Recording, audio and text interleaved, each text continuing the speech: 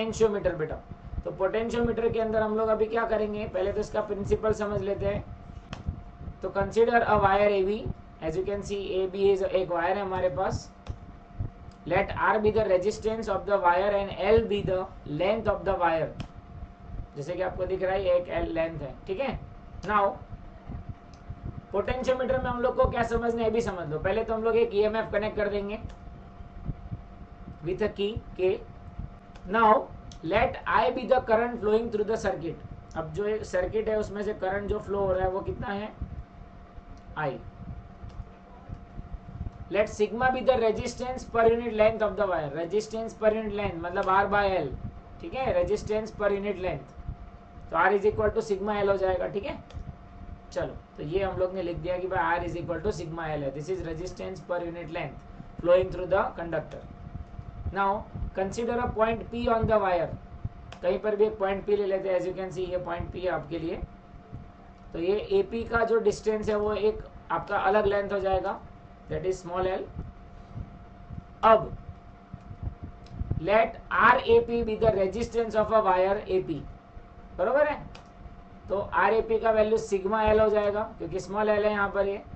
तो देखो ये हो गया वापस हमारे पास formula, R A P is equal to sigma L. Let V A P be the potential difference between the point A and P, बरोबर। तो हम लोग अभी इसको सॉल्व करेंगे।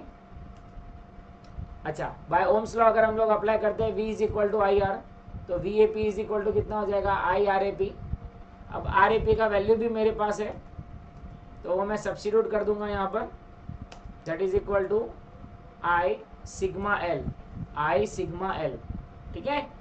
अगर आई और सिग्मा कांस्टेंट होगा तो वी ए पी किसको डायरेक्टली प्रोपोर्शनल होगा, एल को, ठीक है। तो V A P is directly proportional to L. और अगर हम लोग बात करेंगे potential difference between any two point of the potentiometer wire carrying steady current is directly proportional to the length of a wire between those two points. मतलब potentiometer के अंदर अगर हम लोग बात करेंगे तो जो करंट मिलेगा वो हमेशा, जो करंट होगा, बरोबर है, the potential difference between any two points of the potentiometer wire, okay, carrying steady current. मतलब अगर किसी भी एक लेंथ ऑफ द वायर, यानी कि पोटेंशियोमीटर जनरली 2 मीटर से लेके 10 मीटर तक का आता है, तो अगर करंट स्टेडी है उस डिवाइस के अंदर का करंट स्टेडी होगा बेटा, तो पोटेंशियोमीटर के अंदर जो पोटेंशियल डिफरेंस होगा वो लेंथ को डायरेक्टली प्रोपोर्शनल होगा, बरोबर। समझो अगर ये यहाँ पर होगा तो ये v, समझो ये दूसरा पॉइंट होगा तो वो उस लेंथ को डायरेक्टली प्रोपोर्शनल होगा। यानी कि अभी हमारे पास फॉर्मूला है V A P is directly proportional to L, ठीक है। सो देयरफॉर हम लोग बोल सकते हैं कि V A P is directly proportional to L. तो हम लोग बोल सकते हैं कि भाई V A P is equal to constant, this is called as a potential difference per unit length, बरोबर है।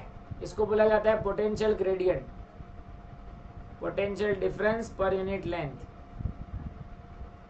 इसको बोलेंगे पोटेंशियल ग्रेडियंट।